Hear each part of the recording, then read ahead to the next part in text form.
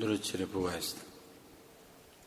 نحمده ونستعينه ونستغفره ونؤمن به ونتوكل عليه ونعوذ بالله من شرور أنفسنا ومن سيئات أعمالنا من يهده الله فلا مضل له ومن يضلل فلا هادي له ونشهد أن لا إله إلا الله وحده لا شريك له ونشهد أن محمدا عبده ورسوله أما بعد فأعوذ بالله من الشيطان الرجيم. بسم الله الرحمن الرحيم. قال الله عز وجل يختص برحمته من يشاء. صدق الله العلي العظيم وصدق رسوله النبي الكريم ونحن على ذلك من الشاهدين والشاكرين والحمد لله رب العالمين.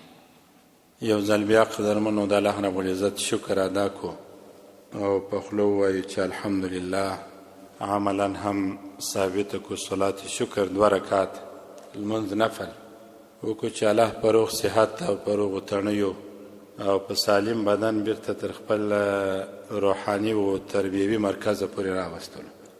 د الله رب العزت احسان او د الله رحمت چې کله فرد اجتماع ټولنې بنده 2 نارینه او ښځینه کشر او مشر ته متوجي سي، بیا د نورو انسانانو په هڅو او کوششونو په بیداریو باندې د رحمت و احسان دا کس څخه نسي اخیستل کېدلی. الله چې کله چاته د خیر اراده وکړي او الله چې وغواړي چې پر دې نفر باندې خاص رحمت وکړم ونازوم، بیا د پیسو په زور باندې او د موټه په قوت باندې انسان نسي کولی چې د خاص نعمت او خاص ناز د بل بنده څخه واخلي. نو د الله احسان او شکر دی چې په خپل رحمت یې په خپل خاص ناز یې بیا ونازولو. لله الحمد. الله رب العزت احسان دی. سورة بقره کې الله رب العزت همدغه آیات فرمایي یختص برحمته من یشاء. الله په خپل رحمت باندې چې اراده یې سي هغه څوک خاصي ځانګړی کوي. الله چاته د دې وس نه ورکوي، کله کله چاته چې ښه خبرې د ده په غوږو کې ورسي او واوري، الله د طاقت ځین سلب کې واخلي. الله چاته توفیق ورنه کړي، وس ورنه کړي د ښه مجلس ته ولاړ سي. تاسې کله کله پام ورباندې وکړي. په دفتر کې ما ورته وویله ورځینو خلکو خبره تاثیر نه کوي، مال د خطبې د اورېدلو څخه مه ولاړېږي. ښکاره مې ورته وویل، مګر بیا هم چې سلام مې وګرځوئ خطبې ته لا ولاړ سوی نه وم، منبر ته ختلی نه وم، بیا سلګونه کسان ولاړ سو پټوان یې ټک وال. الله چې د یو چا څخه رحمت واخلي، شفقت واخلي، نو بیا خو ستا او زما په هڅو باندې د هغه زړه ته رحمت او ناز نسي ورشوه کېدلی. یو کتاب کې مې لیدله، الله رب العزت یو عالم لیکلی وایي الله رب العزت داسې فرمایلی، نو د یو نبي په حواله باندې او یا د نورو انسانانو په حواله دا خبره کوي. وایي الله انسانان ته دا وایي چې کله دنیا و تاسو ته محبوبه سوله، خوښه سوله، نو زه د خپل ذکر محبت او ناز و شفقت د دغه بنده د زړه څخه کاږم او باسم. کله کله انسان پر ذکر باندې خوند نه اخلي، انسان لیرې سي، په سوچو فکرو کې د دنیا ډوب تللی وي، پر ذکر و اذکارو، پر ورد و اورادو، پر تلاوت پر دې باندې خوند وانخلي. دا خبره چې مې کتل لا په یاد سوله چې الله واقعا کله چې بندګانو ته د الله د محبت او د الله د ذکر پر ځای دنیا محبوبه او خوښه سي، الله رب العزت د دې انسان د زړه څخه د خپل ذکر او یاد محبت او ناز و شفقت واخلي وی باسي. ځکه نو د ښو انسانانو ملګري او ښه انسانان پیژندل ګټه دا کوي چې موږ ښو خبرو او ښو کارو ته هڅوي. او خیر بل وخت به انشاءالله پر دې بیان وکړم. ما 3-4 شپې سفر وکړي او نیت مو دا و چې ټول زیارتونه وکړم په دې سفر کې د 4-5 ولایتو. یو ولایت چې لوګر و، یو ولسوالي څرخ و، مولانا محمد یعقوبی چرخي رحمه الله تعالی چې د ډېره وخت څخه مې سودا و اراده وه چې باید زیارت ته ولاړ سم او وکړم. دا مبارک چې سوونه کلونه مخکې تېر سوي او د نقشبندیې طریقې د سترو اولیاو څخه نه په زیارت باندې انسان چې مشرف سي یو قسم کوي پیدا کېږي او د انسانانو په زړو کې په چې زیارت وکړي د انسان په زړه کې د الله محبت زیاتېږي، د الله ذکر او یاد زیاتېږي. نو ما هلته چې دا زیارت وکړي فکر مې وکړي ما رښتیا هم په ژوند کې د ښو انسانانو مجلس او د وفات څخه وروسته د ښو انسانانو و زیارتو ته ورتلل دواړه تاثیر کوي. که په ژوند کې ورته ناست وي هم تاثیر لري او په ژوند کې د ملګرتیا ورسره کول هم تاثیر کوي. خو د وفات وروسته که د دې انسانانو سره علاقه پیدا سول او تعلق پیدا سو هم تاثیرات لري. حضرت مولانا مفتی محمد فرید صاحب رحمه الله تعالی یو کتاب لیکلی دی، پکې دا خبره لیکلې ده، وای اولیاء مبارکین چې ژوندي وي هم برکتونه ستا، فیضات یې ستا، خو کله چې دا کسان وفات سي، د وفات او د مرګ وروسته هم دا کسان فیضات او برکتونه لري. زیارت ورتلل او هلته نږدې ورتلل، هلته څه وخت سره پاتې کېدل. یو د دوه کسان څخه روحاني صاحب رحمه الله تعالی په پکتیا کې په غرو کې په شیلو کې پروت انسان، چرخی رحمه الله تعالی هم داسې او روحاني صاحب رحمه الله تعالی هم داسې په لوړو غرو کې پراته سوونه کلونه مخکې، 800 کاله مخکې، 900 کاله مخکې دا اوبه بیا هم رابهیږي او د انسانان مشهوره دي. پیړۍ تېرې سوې د دې انسانانو نوم نسو ورک. معلومه دا ده چې ښه انسانان او د ښو انسانانو مجلس، د ښو انسانانو لمن ټینګول په ما کې هم په تاسو کې تاثیر راولي. نه لړۍ چې مو راپیل کړې د ښه انسانان څوک دي او څه وایي. یو د هغو څخه مالک بن دینار رحمه الله تعالی دی چې دا څو چهارشنبې دا بیان کوو چې د مبارک داسې ویل دي داسې ویل دي. ښه انسانان څنګه وایي؟ ښه انسانان ښې خبرې کوي، ښه انسانان بدې خبرې نه کوي، ښه انسانان تا و ښو ته هڅوي، د بدو څخه لرې کوي. د ښو انسانانو په مجلس ښایسته کېږي، د بدو انسانانو په مجلس سړی بدېږي. مشهوره واقعه ده، د استادانو د خولې څخه مو اورېدلې، غالبا په کتابو کې مو هم لیدلې، خو اوس مو فی الحال کتاب به په ذهن کې نه، چې یو بنګي د مردارۍ او د نجاستونو چټولۍ، دې ته بنګي ویل کېږي. د مردارۍ او نجاستونو چټلۍ چټولۍ د تشناب څخه، پیپو څخه او ګډرانو څخه و، دې چې کار یې دغه وي. په دا نورو هیوادو کې وه اکثره د عیسایان په دې باندې اخته وه. دا د عطارانو بازار ته ورلی، ټوله دکانونه د عطرو وه، د هر دکان د عطرو جلا جلا بویونه وه. چې کله دی د بازارو د دکانو ته ورداخل سو، بېسده سو. خلکو فکر وکړي چې دا به څنګه سینو، دا خو بېسده سو، یو زما د دکانو مخ ته نه دی مړ سوی، بل زما د دکان مخ ته نه دی مړ سوی، بل پر ما تاوان نه سي، بل پر ما تاوان نه سي. اخر چې مشهوره سول چې دا بنګي دی، کار یې د ټوله د نجاست سره دی. نو یو حاکم او دانا او هوښیار حاکم او طبیب پوښتنه ځینې وسول چې داسې مشکل دی، بارول چم یې زما زده دی، ما ته علاج راځي. چې راوستې باره یې ورته وویله چې لږ نجاست او بدبویه شان راواخئ، مرداري راواخئ، پزې ته یې ورته ونیسئ، بېسده سوی نه دی، دا ښه بوی پر ده بد لګېدلی دی. ولې خو د ده ټوله تعلق د بدبویي سره و، ده ته بدبویي ښه معلومېدله. چې مرداري راواخسته، سږمو ته یې ورته ونیوله، چې لږ سوڼ سوله، بیداره سو، راپورته سو، بنګي په چابکتیا د عطرو دکان څخه راووتی. د ښو انسانانو مجلس چې خوشبویه کوي، د بدو انسانانو مجلس چې بیا بدبویه کوي. مالک بن دینار رحمه الله تعالی و کور ته پلا غل ور واوښتی. د ښو انسانانو عجبه کار وي. غل چې ور واوښتی، د ټول کور خونې یې وکتلې، کنجان یې وکتله. هغه وخت کې به نو خامخا المارۍ وې یا به نه وې، خو ټوله شان یې وکتل. مالک بن دینار رحمه الله تعالی ور پیر سو، ورباندې راویښ سو، د شپې بیدار اوسو چې وکتل غل غلا کوي. بارې ورته ویل څه کوې؟ غل یې غلا کوې؟ ول و، ول شی دې پیدا کړل؟ ول یا شی مې نه دي پیدا کړی. ول هېڅ دې لاسته نه راوړله؟ په دنیوي اسبابو کې، په دنیوي شیانو کې دې یو شی م لاسته نه راوړی؟ هغه لور ته ویل یا په شینه یم پېښ سوی. دغسې زموږ د پښتنو په اصطلاح باندې خالي لاس، تش تور. کله کله به د مردکو یا د دغه بجلو د میدانو څخه یو سړی ټولې مردکې به یې بایلولې، ټولې بجلې به یې بایلولې، اولا به تش تور ووتی، خالي جیبونه. نور انډیوالانو، همسین انډیوالانو په کشرتو کې به پر وخندل، ټوله میدان بایلوي. ځینو بیا ویل دا شیرخطي دی، ګسرایه شی لا نه چلی، ځه نور به پر خندله. دی هم داسې سو چې بالا هېڅ شی نه وګټلې، هېڅ شی لاسته نه وراوړي. مالک بن دینار رحمه الله تعالی ورته وفرمایله ول یو شی دې لاسته راوړه؟ ول یا. ول اوس نو زه یو خبره درته کوم، غواړې چې د آخرت ګټه ترلاسه کړې؟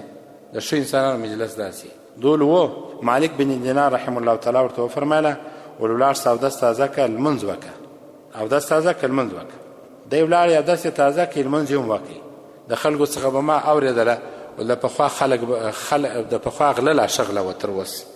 نن په دې کتاب کې راته معلومه سوه چې رښتیا هم غلو هم د علماو خبره منله، علماو او شو خلکو هم غلو ته چندانې غږ نه کوي، بلکې د خیر توصیه ورته کوله. اوس غله هم لاشینې دي پر ساده بسکل او موټرسایکل باندې ښه ځوانان او ښه خلک مړه کړي. کور ته چې ور واوړي شی یې ترلاسه نه کړله، بس وایي دا مړ ټک پر وکړه، زخمي یې وکړه. نو د پخوا غلو غلا به هم په نره باندې وه، مړانه به هم په نره وه. خلکو به دا ویل. مالک بن دینار رحم الله تعالی په قصه کې دا ثابته شوه ماته چې مالک بن دینار مبارک ورته وفرمایل یو شی دې ترلاسه کړه ولیا ولوس نو زما په قول کې د آخرت ګټه غواړې چې ترلاسه کړې ولو ورسه اودس تازه کړه لمونځ وکړه. دوم دا کار وکړي اودس یې تازه کړي لمونځ یې وکړي. سهار شو. سهار مالک بن دینار رحم الله تعالی ورته وفرمایل راځه مسجد ته. دی هم ورسره روان شو، مسجد ته ولاړې. خلکو پوښتنه ورڅخه وکړه چې مالک بن دینار رحم الله تعالی دا دی څوک؟ بارې ورته وویله ول دا غلو برای کور ته راغلی و یسرق غلا کوله وقد سرقناه، دو خو زموږ څخه غلا کوله. مالک بن دینار رحم الله تعالی ورته وفرمایله ما دی پر غلا باندې ټینګ کړي، دی مې راغلا کړي. د شو خلکو علما فرمایي و یاري داسې وي د غلی انسان څخه عابد جوړ کړي، د بد انسان څخه ښه جوړ کړي. اته فضیل بن عیاض رحم الله تعالی مشهوره قصه ده او په ډیرو بیانو کې ما کړې ده، په لنډو ټکو به اوس بیا وکم. فضیل بن عیاض د وخت بیخي نامتو او مشهور غل و، لارې نیولې لوی لوی لارې، د خلکو څخه لوی لوی قافلې راګرځولې، لوی لوی کاروانونه یې راګرځوله.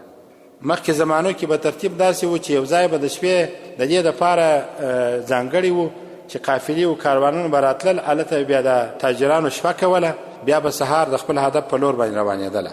فضیل بن عیاض یو وار وایي زه رالمه، خلک ناست دي دا خبرې کوي، وایي مالونه خوندي کوي، دلته یو مشهوره غل سته داسې نه چې در باندې راورسېږي او ستاسې ټول مالونه واخلي، نوم یې فضیل دی. دی وایي زه دا اورم ولاړم په غلا پسې، ول یو د کور کې تلاوت شروع دی، دیوال تور وختلم، پر دیواله کښېنستم غواړم چې غلا وکړم او کور تور واوړم. یو آیات تلاوت کوونکی وایي مفهوم یې داسې دی، وایي آیا هغه وخت نه دی رانیژدې سوی د خلکو لپاره چې د الله رب العزت د یاد او د ذکر په خاطر د خلکو زړونه نرم سي او عاجزه سي.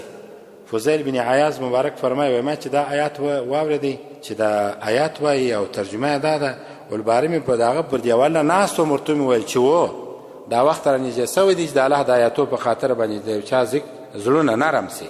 ول پر هغه ځای مې توبه وکړله، رالم خپل ځای ته. ول خلکو تاجرانو سره ویل فضیل بن عیاض تلل دي په غلا پسې کرالې د ټول څخه مالونه اخلي. ول دوی خبر نه وای چې فضیل ما د غلا څخه توبه کړې ده او هېڅکله بیا د چا څخه غلا ونه کړي. چې کله توبه وایستله د یوه آیات د اورېدلو په خاطر الله هدایت ته برابر کوي. فضیل بن عیاض هغه ستره هستي الله رب العزت په دنیا کې ورڅخه جوړه کړله چې محدثین په ویاړي، فقها په ویاړي، مفسرین په ویاړي، د وخت د اسلامي امت بسته لویه حصه او برخه د فضیل بن عیاض په نامه باندې اوس افتخار کوي او ویاړي. داسې یو شخص الله رب العزت ځین جوړ کړي. معلومه دا د قدرمنه دا به نه وایي چې ما ته به دا مجلس ګټه رسي او که یا د چهارشنبې بیان، ما ته به د خپل استاد سره د دیدن و ملاقات ګټه کوي که یا په تاسو کې ناست یو حاجي صاحب سپین ږیری په اختر کې راغلی، زه ډېر هم ځینې وشرمېدلم. بیا زما زوی ته ویلي هغه راغلی چې د سهار څخه انتظار یم، فقط مازې مبارکي ورکوم. دا زما د کور د بغل ته ناست و، لمر یو بچی یم ورسره و، زه د کور په کالو کې ورته راوتم، ما ته حیا هم ودرېدل، په تاسو کې ناست نوم یې نه اخلم. حیا راته ودرېد، د زړه مې دعا ورته وکړه ما صد افرین، دغه احترام او اکرام او عزت به تا تر یو ځای رسوي. ولې خو ستا په زړه کې احترام دی او په دې خاطر راغلی په سن کې در ما مشر دی، سپین ږیری دی، ډېر ډېر مشر، او زه د اولاد پر ځای یم، د زوی پر ځای یم، خو دغه احترام چې دا زما استاد دی، زه خبره ځینې اورم، ما د ځان سره فیصله وکړله دا د محبت به یو ځای ته الله رب العزت دی رسوي. دا به نه وایه چې دا مجلس په ما کې کله تاثیر کوي، یو کال یې ونه کړي، دوه یې ونه کړل، درې یې ونه کړله، زه به نو څنګه کوم، هره چهارشنبه راځم، دا به څنګه سي. یا فضیل بن عیاض ټول وخت په غلاو کې تېر کړی و، یو آیات یې په یوه شپه د یوه تلاوت کوونکي د خولې څخه واورېدی، آخر د اسلامي امت الله رب العزت رهبر جوړ کړي فضیل بن عیاض د یوه آیات په اورېدلو. مولوي صاحب کله کله موږ هم ناامیده سو چې د جمعې په ورځ بیان ولیکو خلک خو نه راځي، بیا وایي چې یا د زموږ د مسؤلیت باید رفع سي، د مقتدیانو اوږو تر واوړي، منبر ته خیږم که یو راته ناست که دوه راته ناست، خپل مسؤلیت ادا کوم، بیان کوم، خپل مسؤلیت ادا کوم. دا چې بیا څوک د زړه په غوږو اوري او که یا د خپل سر په غوږو اوري او که یا هدایت یې زړه ته ور اچول کېږي که یا دغه مسؤل زه نه یم. مسؤل زه دا یم چې تاسو ته اوس ګډ سم خبره وکړم، تاسو یې اورئ که نه اورئ، بیده یاست که نه یاست بیده، غوږو ته خبر رسوي او که نه رسوي، زړه ته مو لویږي او که نه لویږي، دا زما کار نه دی، دا د رب العالمین کار دی. کله کله یو شی د انسان د هدایت سبب سي. نو مالک بن دینار رحم الله تعالی غلا کوله، د خیر توصیه ورته کوله، وایي شی دې پیدا نه کړل آخرت ګټه خو ترلاسه کړه. ول څه وکړم؟ اودس تازه کړه، لمونځ وکړه، لمونځ یې وکړ، ایثار شو، د ځان سره یې بوتلی. خلکو ورته ویل دا څوک دی؟ ول ده به را اغلا کوله، ما بیا دی را اغلا کوي.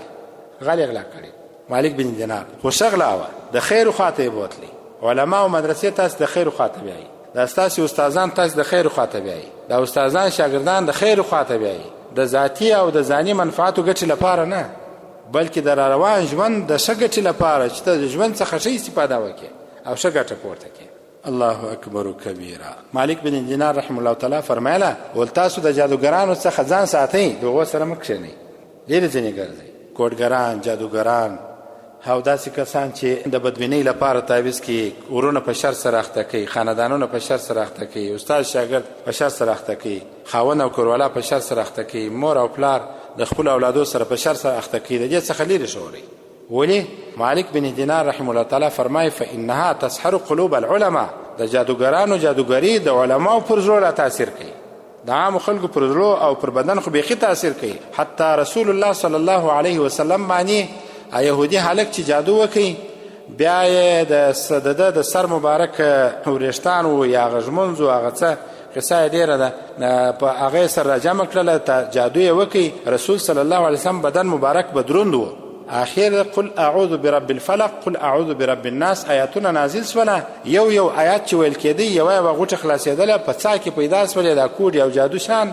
رسول صلی الله علیه وسلم تعالی رب العزت ته جوړتیا او روغتیا ورکړه. د یو نبي پر بدن باندې تاثیر کوي، د یو نبي پر وجود باندې تاثیر کوي. څه فکر کوي زما او ستا پر دماغ او پر اعصاب او پر زړه به تاثیر وکړي او که یا و؟ ځکه نو د جادوګرانو سره مه کښېنئ. دا کسان چې کوډې کوي د دې سره مه کښېنئ. د کوډو په باره کې معلومات لا مه حاصلوئ چې څوک کوډګر دی، څوک جادوګر دی. ولې خو د شیطان غلبه کوي. کله کله د چا په فکر کې دا ورکړي ته ورسې څه معلومات خو ورڅخه وکړه. ما یو وخت د توپخانه کې مایان رانیول، دا په دې خاطر کله کله د خپل ژوند یو قصه درته وکم چې طالبان هم ناست دا نور هم کله کله خپلو بچانو ته د دوی په غوښتنه باندې د خپل وس مطابق که د یو د خوراکي شیانو یا د څښاک شیانو میله ورکوه چې پروا نه لري. دا ناز دی، شفقت دی، تربیه ده او هر څه پکښې کېږي. نو څو کلونه مخکې، ډېرو کلو مخکې قصه ده، زه د مای پس ته وایم همدا یو ښځه ودرېدله، وایي ما ته وایي دوه مایان راکړه، تا رانیولي دي چاراک دي یو نیم دي څو دي خو داسې میر دي نیم من دي، دا ما ته راکړه. زه مای پس ته وایم همدا ورکړه، وایي یا نه ورکوم. عمر که دا خوارکۍ بیچارګۍ ده خو دوه مایان غواړي خو اومه غواړي، پاخله نه غواړي. وایي مولوي صاحب که پاخه غواړي ورکوم یې، که اومه غواړي نه ورکوم. خو زما به رانیولي خو تا ته پیسې درکوم، در مې هم کړې ودې تلل وسې را پخې خو دا پیسې وایه ته به دې نه خبر. موږ روزانه د دې سره اخته یو چې چې دی وایي دا ښځه راځي دا دوه مایان اخلي او د دې مایانو په نس کې چې هر شی وي هغه راکاږي، بیا تعویض کوي په دغه مایانو په نس کې چې هر څه په دې سره ګنډي، بیا د مایي په نس کې دا اچي چې چاته یې سودا یي په هغه باندې د مایې خوري. نو دا کوډې دي چې د دې کم هدف یې هغه هدف ته رسېږي. ښه مالداسې کیسه ده و. نو مالیا ورته ګوري دي لا نه. ولې خو نظر وایي په کتو کې هم شته. کله چې څوک نظر کوي په کتو کې هم نظر شته، په خبرو کې هم نظر شته. یو چا سره خبرې کوه، څوک تا ته خبرې کوي نظر کولی شي، یو چا ته ګورې نظر کولی شي، او داسې نور څه مال ورته ګوري دي لا نه. نو د داسې چا څخه که ښځې داسې کوي که نارینه داسې کوي ځانونه وساتل شي، ځکه چې کوډګران او جادوګران د علماو پر زړه یو تاثیر کوي. د رسول صلی الله علیه وسلم پر بدن مبارک تاثیر کړی و. پر موږ او تاسو خو بیا بیخي مالک بن دینار رحمه الله تعالی به دا فرمایل. بله خبره به یې دا کوله، ول که څوک د باطل په مدح او صفت خوشحاله سي دا خبره د توجه وړ ده. که یو څوک د بدو د فسق د باطل د ناروا د بېایمانۍ په صفت او ستاینه باندې خوشحاله سي، نو مالک بن دینار رحمه الله تعالی فرمایي وای شیطان ته د دغه انسان په زړه کې د داخلېدو لار پیدا شوله. پر شیطان وزله ته ټولې لارې بندې دي. مالک بن دینار رحمه الله تعالی فرمایي چې کله انسان شیطان وغواړي د یو چا په زړه باندې ننوځي، د دغه انسان په زړه کې، په اراده کې، په قول کې، په عمل کې، په خبرو کې د باطل ستاینه شروع شي. یو سړی د کفر صفت شروع کړي، او زمانه کې تاسو فکر وکړئ یو سړی د بدو انسانانو صفت ستاینه شروع کړي، لس یې مړه کړي ناروا، متوجه خو یو ناروا یې لس مړه کړي، خلک یې صفت کوي. دا اوس پر غزه باندې پر فلسطین باندې چې بمبارونه شروع بیا هم یو څوک دا وایي ښه دی د فلسطین خلک عیاش دي او پلانه ده. څنګه به کوې څه به کوې د باطل صفت یې شروع کړي په دې پوه سه چې شیطان ته لار د دې پیدا سوه چې د دې سړي زړه ته ورننوځي د باطل صفت ایماني تاوانونه هم لري د شیطان د داخلېدو لار هم سوله د بې ایمانۍ خطر هم دی هغه اعمال چې انسان په خپل وجود کړي وي د هغو د نیست او عدم امکان هم شته چې د انسان ښه عمل د باطل په صفت باندې ولاړ شي ټول عمل یې برباد شي او دا موږ سره تړلی دی چې انسان داسې صفت د باطل وکړي د کفر ستاینه وکړي چې په بې ایمانۍ باندې انسان اخته سوی مؤمن په خبر نه ایمان به یې د لاسه ورکړي ځکه نو د باطل صفت د کفر صفت په هېڅ صورت کې نه دی ښه که ښه ووایي پلانکی هېواد لا ښه دی دا کله کله د خارج څخه خلک راسي وایي تر افغانستان خو پلانکی خارجي هېواد لا ښه دی ولې ښه دی په څه معنا ښه دی ښه سړکان یې دي او ښه نظم یې دی ښه پلان یې ښه پلان نو خو بربادي خو دا ده چې ښه نظم زه نه راولم خو د بل صفت کوم په ښار کې نظم نه راولم د بل صفت کوم په خپل ښار کې اشارو ته نه درېږم ژړې او زرغونې او سرې ته نه درېږم سرې ته نه درېږم د هغې در تېرېږم ارنان پسې ورکومه خو بیا هم د بل ملک صفت کوم ښاري نظم ښاروالي په خپله بربادوم په خپله خرابوم انبار غورځوم کچرهدانۍ نه پاکوم د کورو څخه یې نه باسم خپله کچرهدانۍ دغه د کچره او انبار د کور څخه نه باسم د بل صفت بیا کوم وایي پر څو سړک به په خارجي هېواد کې یو کاغذ ونه ویني دا زموږ محل الحمدلله ډېر ښه دی نور محلو زه حال نه لرم د دې زرنج راځي د کچرې وړي نو ګای وخت کله کله یو همسایه که په ناپامي کې غورځولي یا خو جلا خبره ده نو ټوله یې په ګرده محل کې کچره و اندغه نه که زه هم د دې پابند سمه ته هم د دې پابند سې چې کچره و انبار وغورځو د باندې نو خو ملک جوړ دی او که زه پر هغه تاوانوم زه پر ښاروالي تاوانوم ښاروالي پر ما تاوانوي او زما چې یا زما څخه مالیه غواړي د صفایي کتابچه غواړي د کاله دومره ورکوم نو ولې دا کچره و انبار دوی نه پورته کوي دلته خبره ورانېږي خیر دا بله خبره ده د باطل او د کفر صفت ونسي یوه یا دوې خبرې نورې درته کوم او بس مالک بن دینار رحم الله تعالی فرمایي وایي د دنیا د محبت علامت څه شي ده علامه یې دا ده وایي انسان همیشه بس نسور وي ټول عمر یې د نس فکر یې چیرې به موړ سم عیال به مې څه شي وخوري او ټوله توجه یې د فکر او د بدن د ژوند ټوله توجه یې و دوو شانو ته مالک بن دینار رحم الله تعالی فرمایي یو نس ته بل فرج ته په ډېر ادب سره یو نس ته بل عورت ته چې څنګه نس موړ سي او په څه طریقه باندې شهوت سوړ سي مالک بن دینار رحم الله تعالی فرمایي وایي د دنیا د محبت علامه دا ده یو سړی وایي زه د دنیا محب نه یم د محبت علامه د دنیا دا سوه چې نس موړ او شهوت سوړ بس د دغه انسان د دنیا سره محبت دی او دغه انسان چې هدف یې دا دوه شان سوه نس او شهوت سو وایي مالک بن دینار رحم الله تعالی فرمایي وایي دا انسان دوې خبرې کوي یوه خبره دا کوي وایي مازې چې سهار سي سهار به کم کارونه کوم لهو و لعب به کوم بازی به کوم بې ځایه به ګرځم فکرونه به هم چرتونه به هم بیا به خوراک کوم بیا به چشک کوم ورځ په دې فکرو تېره کړي وایي چې شپه سي بیا به یې ګورم وایي چې کله شپه سي بېدېږم به سهار ته بیا آماده یم سهار به بیا په خپلو ناروا کارو باندې اخته یم مالک بن دینار رحم الله تعالی فرمایي جیفة باللیل بطال بالنهار دغه انسان د شپې مردار حیوان ځینې جوړ سي چې بدبویې ځي او د شپې بیا ځان ته بطال او غیرتمن او پهلوان ځان ته وایي د ورځې به د شپې مردار حیوان ځینې جوړ سي د ورځې بیا ځان ته بطال او پهلوان ځان ته وایي ولې خو د ورځې دی د دې لپاره پیدا سوی چې صرف خوراک وکړي صرف چشاک وکړي او د دې لپاره چې د خپل پیسې پر بربادۍ باندې ولاړ سي پر ناروا باندې ولاړ سي پر بیکاره ځایو باندې ولاړ سي پر بیکاره کارو باندې او ماښام چې بېدېږي بل کار یې نه لمونځ نسته د علماو سره صحبت نسته د ښو خلکو سره ناسته نسته د ښه نظام سره محبت نسته د خپل ملک سره محبت نه دا قریب وغنده د دې څخه بد یوسه دا بل په جنازه کې شرکت مه کوه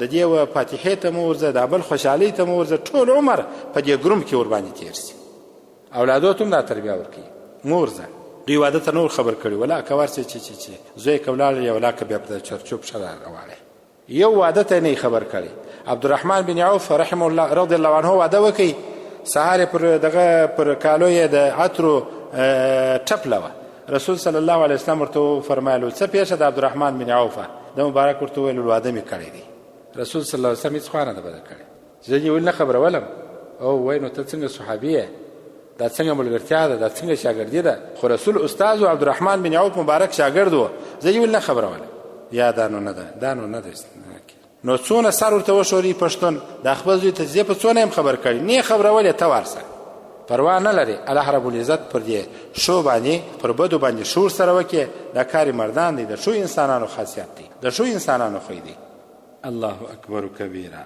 مالک بن دینار رحم الله تعالی فرمایله چې دغه انسان د شپې جیفه ده او یو حیوان چې په خپل مرګ باندې مړ سي بیا بوی ځي دا انسان هم داسې وي او د شپې نو ځان ته پهلوان د ورځې بیا ځان ته پهلوان وایي یو بل ځای کې مالک بن دینار رحم الله تعالی فرمایي وایي د الله رب العزت د محبت علامه دا ده چې پرله پسې همیشه ذکر کوه او یو سړی چې پر یو چا باندې عاشق سي یو د یو چا لپاره چې یو شی محبوب سي همیشه یادوي وایي الله که تا ته محبوب و نو همیشه یادوه د الله یاد د الله په ذکر کې دی په هغه وخت کې استغفار وایه او وظیفه دې اخیستې وه قلبي ذکر دی و هغه کوه په نورو وختو کې درود وایه دا ستا خوله باید همیشه پرله پسې د الله رب العزت په ذکر باندې په ژبه او خوله تره وي مالک بن دینار رحمه الله تعالی فرمایي وایي حضرت عیسی علیه السلام بیت المقدس یا بیت المقدس ته ور داخل شو ورغلی خلکو په خپل مابینځ کې سوداوي سره کولې یو پرابل باندې بل پرابل باندې څه شیان خرڅوله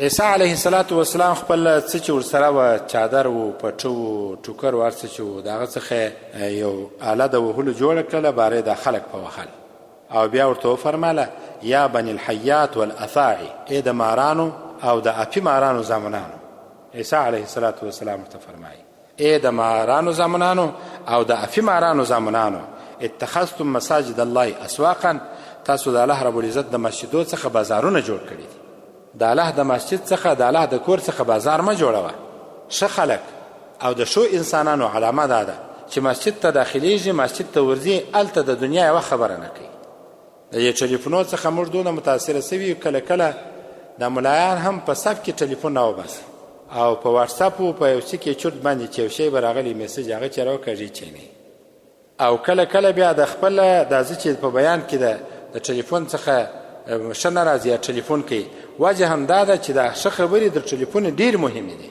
نو ما حضرت عیسی علیه السلام ورته وفرمیل ای د مارانو او د اپي مارانو زامنانو تاسو د الله د کورو څخه د مسجدو څخه بازارونه جوړ کړي دي الله کور ته چې انسان راسي د الله رب العزت چې څونه حق دی هغه ادا کړي د ده چې څونه په وسه پردی او چې کله ووتی د خپل اهل و عیال سره دې کښېني چې کله بازار ته ووتی د بازار په وخت کې د دنیا کار کوي د کور په وخت کې د بچیانو تربیې ته فکر کوي د مسجد په وخت کې ځاني عبادت ته فکر کوي د هر شي لپاره خپل مهالویش او یو وخت وي الله دې په ټولو خبرو د عمل کولو توفیق راکړي واخر دعوانا الحمد لله رب العالمين الحمد لله رب العالمين والعاقبة للمتقين والصلاة والسلام على سيد رسوله وآله وأصحابه أجمعين ربنا فاغفر لنا ذنوبنا وكفر عنا سيئاتنا وتوفنا مع الأبرار اللهم إنا نسألك الهدى والتقى والعفاف والغنى لا إله إلا أنت سبحانك فقنا عذاب النار رب العزت ترى سخرازيس د شو خلکو صحبت او مجلس را نصیب که د شو انسانانو په صف کې مراپورته که د باطل د صفت څخه مو ساته د حق د ستایلو او د صفت کولو وسره په برخه که مریضانو ته معجله شفاعت ور نصیب که قرضونه متره ادا که آخرت و دنیا متره ښایسته که د قبر د عذاب څخه متوساته ربنا تقبل منا إنك أنت السميع العليم وتب علينا إنك أنت التواب الرحيم وصلى الله تعالى على